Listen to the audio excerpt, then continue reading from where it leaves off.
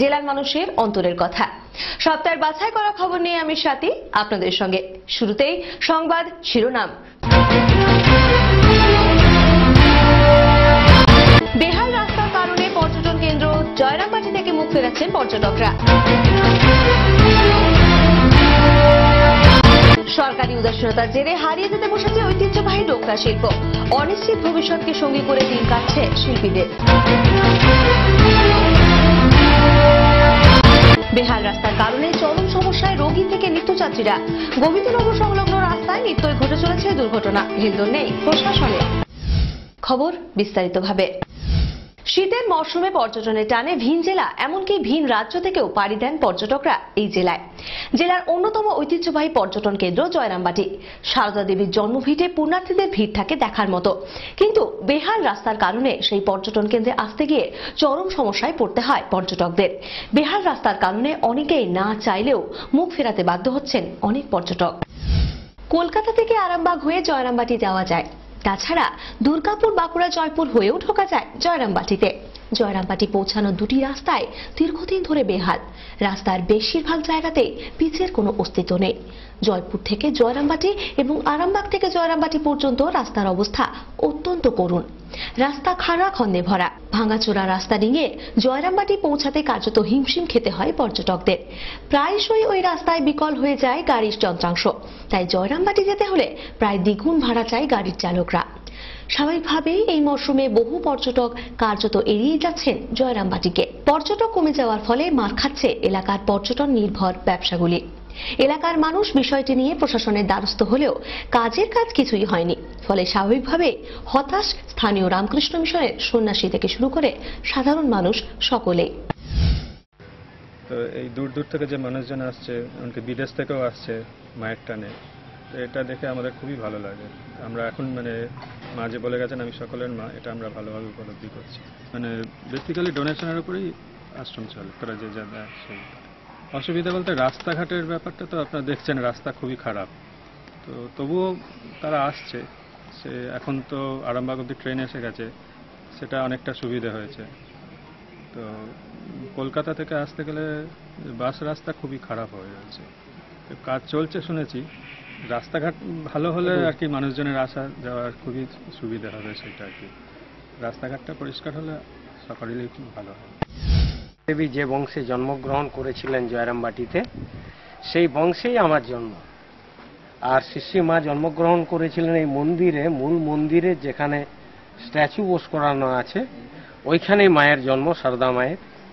আমার বাড়ি ছিল এইখানটায়, এখানে যেখানে এই লন আছে অফিসের সামনে মাতৃ মন্দিরের কাছে, এখানে আমাদের পৈতৃক ভিটে ছিল। এখন আমরা রামকৃষ্ণ মঠ মিশনের স্বার্থে দিয়ে আমরা এখন অন্য জায়গায় রামকৃষ্ণ মিশন বাড়ি করে দিয়েছে, আমরা সেখানে আছি।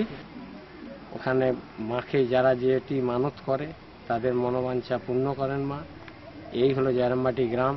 আর গভর্নমেন্ট যদি এই রাস্তাঘাট বাগিয়ে দেয়, যদি কলকাতা থেকে আমাদের এই জয়রামবাটির রাস্তাটি খুবই খারাপ, ভাঙাচোরা রাস্তা, ভক্তরা আসতে পারছে না, রেল যোগাযোগ নেই। রেল হবে হবে অনেক দিন ধরেই বলছে। জয়রামবাটি রেল যোগাযোগটা যদি হয়ে যায়, ভক্ত সমাগম আরও বেড়ে যাবে। গভর্নমেন্টের এইদিকে নজর দেওয়া উচিত। ব্যুরো রিপোর্ট, জেলার বার্তা। বাঁকুড়া জেলার ঐতিহ্যশালী গ্রাম বিকনা। এই গ্রামের খ্যাতি ডোকরা শিল্পের জন্য। আছেন রাষ্ট্রপতি পুরস্কার প্রাপ্ত শিল্পীরাও, কিন্তু সরকারি অবহেলা ও অবজ্ঞার জেরে হারিয়ে যেতে বসেছে এই শিল্পের ভবিষ্যৎ। আর্থিক প্রতিবন্ধকতা দূর করতে না পারায় মুখ ফেরাচ্ছে নতুন প্রজন্ম, যার ফলে প্রশ্নের মুখে এই শিল্পের ভবিষ্যৎ। এই রাজ্যে হাতে গোনা যে কয়েকটি ডোকরা তৈরির কেন্দ্র রয়েছে, তার মধ্যে অন্যতম বাঁকুড়ার বিকনা ডোকরা গ্রাম। এই রাজ্যে শুধু নয়, দেশের বিভিন্ন প্রান্তে বিকনায় উৎপাদিত ডোকরা সামগ্রী বিক্রি হয়। এই ডোকরা সামগ্রী উৎপাদনের সঙ্গে যারা যুক্ত তারা অধিকাংশই গরিব। সকলেই বাস করেন দারিদ্র্য সীমার নিচে। ফলে দীর্ঘদিন ধরে এই শিল্পে পুঁজির অভাব একটি বড় সমস্যা। বাম আমলে ডোকরা শিল্পীদের মহাজনী শোষণের হাত থেকে বাঁচাতে উন্নত পদক্ষেপ নেওয়ার উদ্যোগ নেওয়া হয়েছিল। মঞ্জুষার মতো বিভিন্ন সমবায় বিপণন প্রতিষ্ঠানকে যুক্ত করা হয়েছিল এই শিল্পের সঙ্গে। বিভিন্ন ব্যাংকের মাধ্যমে ডোকরা শিল্পীদের মধ্যে ঋণ দেওয়ারও ব্যবস্থা হয়েছিল, কিন্তু রাজ্যে পালা বদলের পর রাজ্য সরকার আর তেমন নজর দেয়নি এই শিল্পের উপর। অন্যদিকে ডোকরা শিল্পের কাঁচামাল, পিতল, কয়লা, গালা সহ অন্যান্য উপকরণের দাম হু হু করে বাড়তে থাকায় ফের সংকট দেখা দিয়েছে এই শিল্পে। কাঁচামালের দাম বৃদ্ধির অনুপাতে ডোকরা সামগ্রীর দাম তেমন না বাড়ায় শিল্পীদের লাভের অঙ্ক কমেছে অনেকটাই। দিনরাত পরিশ্রম করে উৎপাদন করেও সংসার চালাতে হিমশিম খেতে হচ্ছে শিল্পীদের। ভরসা অমনি আগের তুলনায় এর কাস্টমার অনেক বেড়েছে। জিনিসপত্রের দাম বেড়েছে ঠিকই, কিন্তু সে অনুপাতে জিনিস কিনতে গেলে মানুষের একটু গায়েও লাগে। কিন্তু যারা সত্যিকারের যাদের শখ আছে, যারা ডোকরাকে বুঝে, ডোকরাকে চিনে, তারা কিন্তু ডোকরা কিনবে, যে জায়গায় দাম, যত দাম হোক কিনবে। কিন্তু জিনিসপত্রের দাম বেড়ে গেছে, মানুষের মধ্যে একটু এটা বলে যে ভাই এত দাম কি করে তুলবো, তোমাদের জিনিসগুলো কিনতে তো আমাদের খুব ভালো লাগে। তখনই আমরা কি করি, মোটামুটি একটা রেটে সামঞ্জস্য করে আমরা দিয়ে দিই। সেই অনুপাতে সেই ক্ষেত্রে বলছি যে ভবিষ্যৎ ভালো যদি এই ব্যাপারটা একটু মানে নজরদারি করে। এই যে মঞ্জুষার ব্যাপারটা আমরা সত্যি খুব দুঃখিত, মর্মাহত। কাকে কি বলবো, কোথাও কিছু বলার নেই। মর্মাহত যদি এই বিষয়টা যদি একটু দেখেন যে কেন তুললেন। যে শিল্পীরা গত 20-25 বছর কখনো মেলা থেকে কেন্দ্রে আসেনি, এবছর কেন্দ্রে আসতে হবে। দাম টাম বাড়ছে, জিনিসের যেমন দাম বাড়ছে সেরকম তো পাওয়া যায় না। আমাদের মালের দাম চালাতে হয়, চলছে। না করলেও করা যাবে তো, ছাড়া তো যাবে না, ছাড়া যাবে না। মানে দাম যতই বাড়ুক তাও তো আমাদেরকে করতে হবে, এটাই আমাদের ভবিষ্যৎ। আমাদের তো কোনো চাষবাস নেই, এইটাই কাজ। যতই দাম বাড়ুক এই কোনোরকমভাবে চালাতে হবে। ব্যুরো রিপোর্ট, জেলার বার্তা। বাঁকুড়া জেলা সহ বেশ কয়েকটি ভিন জেলার কয়েক হাজার রোগীর সম্বল বাঁকুড়া সম্মিলনী মেডিকেল কলেজ ও হাসপাতাল, কিন্তু সেই পথে আসতে গিয়ে খানাখন্দে পড়ে বিপদ ঘটছে প্রতিনিয়ত। তার উপর জেলার গুরুত্বপূর্ণ বাসস্ট্যান্ড যাওয়ার একমাত্র ভরসা এই রাস্তা, অথচ দীর্ঘকাল বেহাল ও জরাজীর্ণ অবস্থায় ধুঁকতে থাকা এই পুনর্নির্মাণ না হওয়ার জন্য ক্ষোভ বাড়ছে রোগী থেকে সাধারণ কর্মী ও চালকদের মধ্যে। বাঁকুড়া জেলার বেশ কয়েকটি গুরুত্বপূর্ণ রাস্তার মধ্যে একটি উল্লেখযোগ্য গুরুত্বপূর্ণ রাস্তা হল বাঁকুড়া সম্মিলনী মেডিকেল কলেজ ও হাসপাতালের রাস্তা।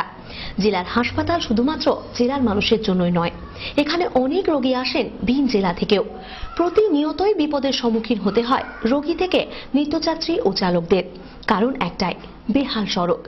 জীবনের ঝুঁকি নিয়ে মানুষদের যাতায়াত করতে হয় খানাখন্দে ভরা রাস্তা দিয়ে। প্রত্যেকের মধ্যেই ক্ষোভ বাড়ছে এই রকম বেহাল রাস্তা পার হতে গিয়ে, অথচ প্রশাসন নির্বিকার। মাঝে মধ্যে হয়তোবা গুরুত্বপূর্ণ মন্ত্রীরা এই জেলায় পা রাখলে রাস্তা সারাইয়ের চেষ্টা করা হয়, কিন্তু সেই চেষ্টা নামমাত্র।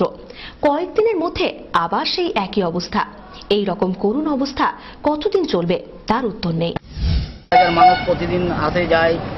এখানে সামনে বাঁকুড়া সম্মিলনী মেডিকেল কলেজ, সেখান দিয়ে প্রচুর রুগী আসে, আর প্রতিদিনই জার্নি আছে। তার জন্য প্রতিদিনই বড় বড় বাস, এমনকি সারাদিনে অটোয় করে 3 চাকা, যেগুলো খাল ডোব এত ভাঙাচোরা হয়ে গেছে রাস্তার মধ্যে এমনি অটো যাওয়া মুশকিল।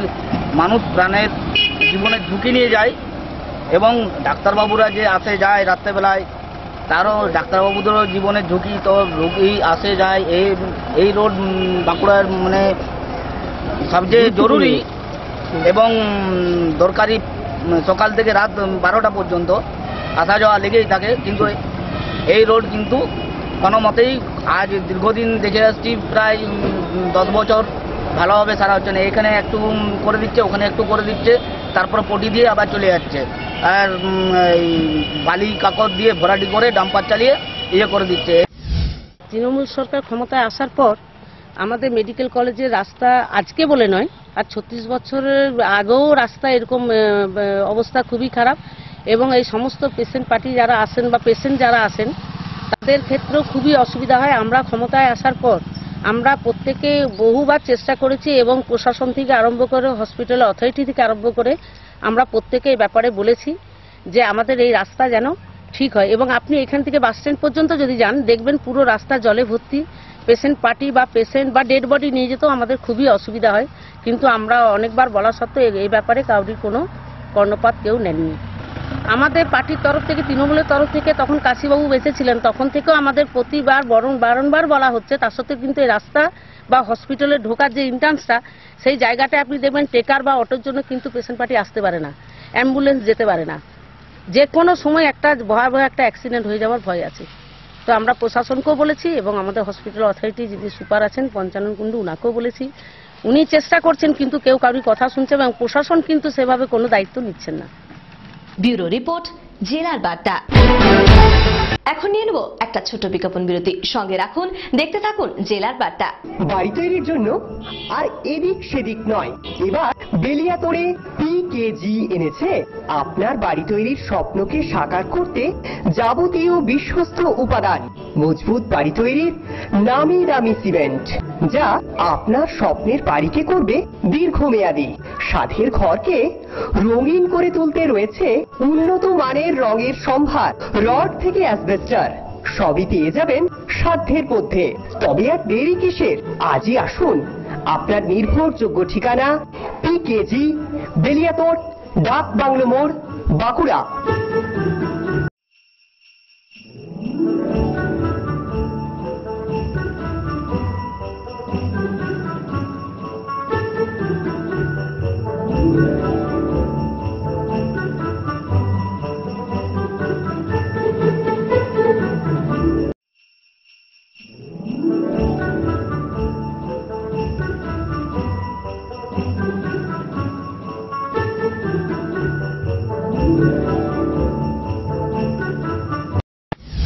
ফিরে এলাম বিরতির পর। বাঁকুড়া জেলার বিশিষ্ট সমাজসেবী ও স্বনামধন্য শিক্ষক দিলীপ চ্যাটার্জি প্রয়াত। গত বৃহস্পতিবার সন্ধ্যে 8:22 নাগাদ পরলোক গমন করেন তিনি। শিক্ষক জীবনে রাষ্ট্রপতি পুরস্কারের পাশাপাশি সামলেছেন বাঁকুড়া পৌরসভার দায়িত্বপূর্ণ পদ। স্বভাবতই তার মৃত্যুতে গভীর শোকের ছায়া নেমে এসেছে জেলা জুড়ে। শোক প্রকাশ করেছেন বিধায়ক থেকে বাঁকুড়া শহরের পুরপ্রধান। মৃত্যু সবসময় দুর্ভাগ্যজনক, কিন্তু কিছু কিছু মৃত্যু ছুঁয়ে যায় হৃদয়কে। তেমনই একজন দিলীপ চ্যাটার্জি। কর্মসূত্রে তিনি ছিলেন বাঁকুড়া গোয়েঙ্কা বিদ্যায়তনের প্রধান শিক্ষক। সফল শিক্ষক জীবনে পেশাদারী দক্ষতা ছিল প্রশ্নাতীত। তারই স্বীকৃতি স্বরূপ রাষ্ট্রপতির হাত থেকে মিলেছে শিক্ষক জীবনের সর্বোচ্চ সম্মান। পাশাপাশি বিভিন্ন সমাজসেবামূলক কাজেও তিনি ছিলেন পুরোধা। বর্ণময় কর্মজীবনে গুরু দায়িত্ব সামলানোর পাশাপাশি সামলেছেন বাঁকুড়া পৌরসভার দায়িত্ব। দলমত নির্বিশেষে সকলের কাছে তিনি ছিলেন অতি পরিচিত। সদা হাস্যমুখর এই শিক্ষকের ব্যবহার আপ্লুত করেছিল ছাত্রদের। সব মহলেই তিনি ছিলেন অতি পরিচিত নাম। কর্মজীবন থেকে অবসর গ্রহণের পরও নানান দায়িত্ব সামলেছেন তিনি, কিন্তু বার্ধক্যক্রমে যেন শারীরিক সক্ষমতাকে কেড়ে নিচ্ছিল। দীর্ঘকাল রোগভোগের পর গত বৃহস্পতিবার রাত্রি 8:22 নাগাদ তিনি বার্ধক্যজনিত রোগে প্রয়াত হন। তার মৃত্যুতে নেমে এসেছে গভীর শোকের ছায়া। শোক প্রকাশ করেছেন পুরপ্রধান সম্পাদরিপা সহ বিধায়িকা মিনতি মিশ্র। তার মৃত্যু জেলাবাসীর কাছে অপূরণীয় ক্ষতি বলে জানিয়েছেন সব মহলেই। আদর্শে বিশ্বাস করতেন, সোশ্যালিস্ট আদর্শে বিশ্বাস করতেন। ডাইরেক্টলি উনি পলিটিক্স করেন নাই, কিন্তু উনি সোশ্যালিজমে উনি বিশ্বাসটা করতেন। 3 বার উনি মিউনিসিপ্যালিটির কমিশনার হন। তার মধ্যে 1981 সাল থেকে 1986 সাল এই সময়কালে উনি বাঁকুড়া পৌরসভার পৌরপ্রধান হন। পৌরপ্রধান হয়ে উনার যেগুলো গ্লোরিয়াস কাজ, সেগুলোর মধ্যে হচ্ছে বাঁকুড়ায় যে প্রতাপবাগানে যে পার্ক, উনি দৃঢ়তার সঙ্গে সিদ্ধান্ত নিয়ে মিউনিসিপ্যালিটির জায়গা পার্ক করার জন্য ফরেস্ট ডিপার্টমেন্টকে দেন। মিউনিসিপ্যাল হাই স্কুল স্থাপন করার ক্ষেত্রে সেখানেও জায়গা দিয়ে হাই স্কুল স্থাপন করেন।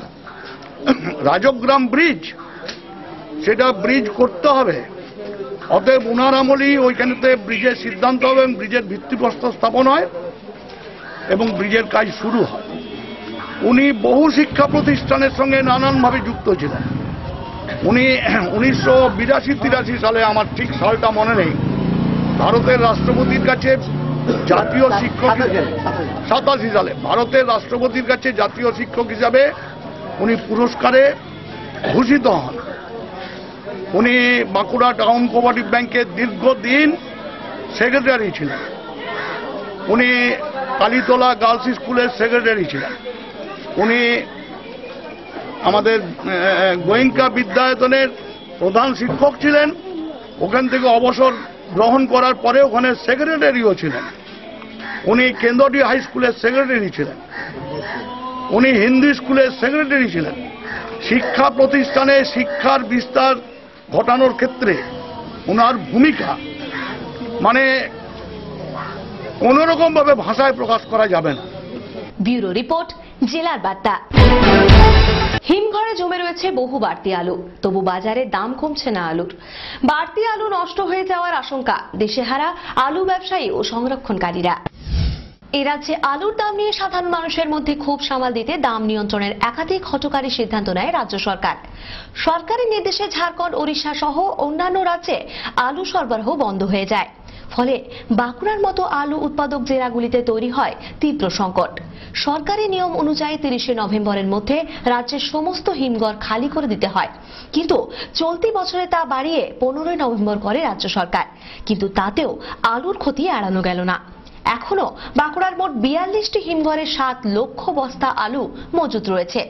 কৃষি বিপণন দপ্তরের হিসাব অনুযায়ী আগামী 15 জানুয়ারি পর্যন্ত জেলার মানুষের আলুর মোট চাহিদা 2 লাখ বস্তা, অর্থাৎ চাহিদার তুলনায় 4 গুণ আলু মজুত রয়েছে জেলায়।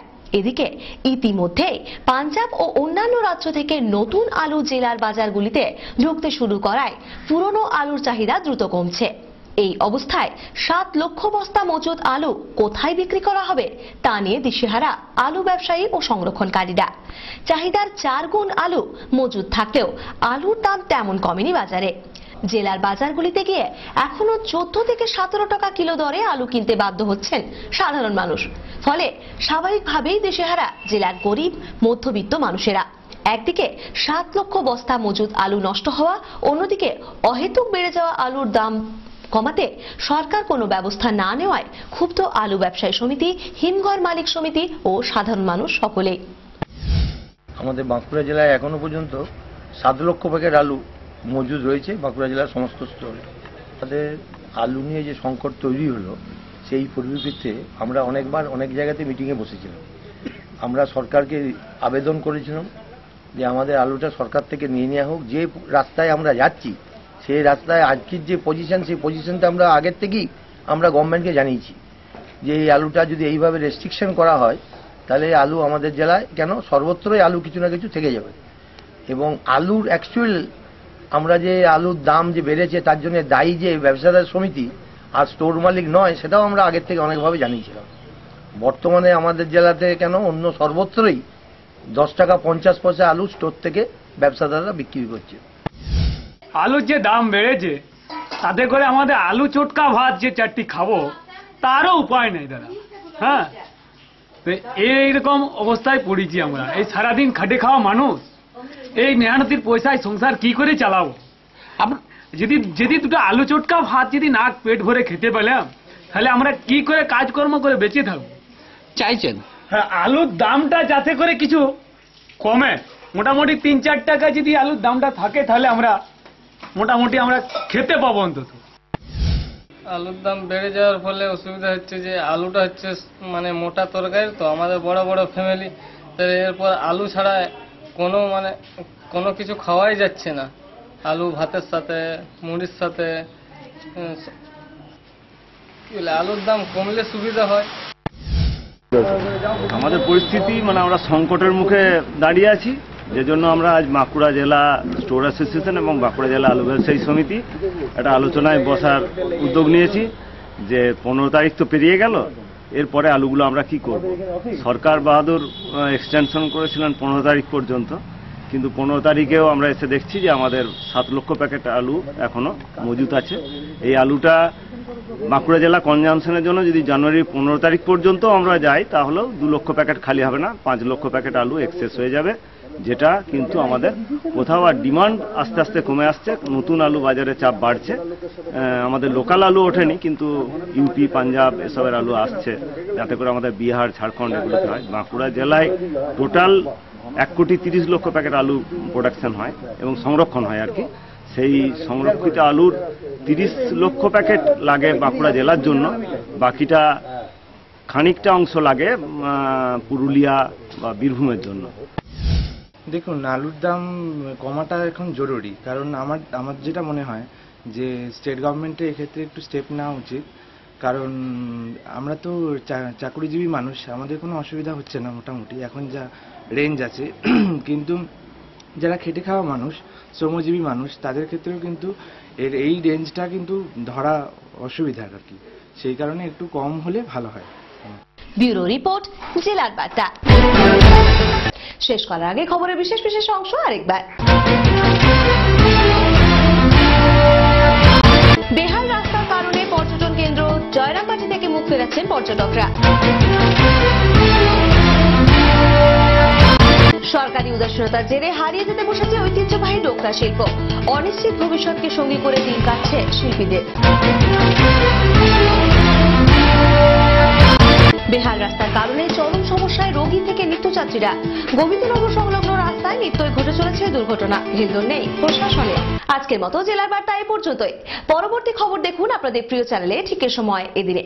ততক্ষণের জন্য বিদায় নিচ্ছি। দেখতে থাকুন জেলার বার্তা, জেলার মানুষের অন্তরের কথা। নমস্কার।